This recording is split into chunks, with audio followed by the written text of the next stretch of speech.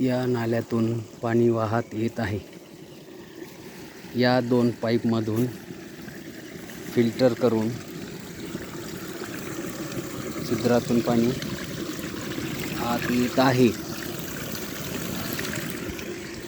आणि pipe underground पाईपने पुढे पाणी विहिरीत घेतलेले आहे.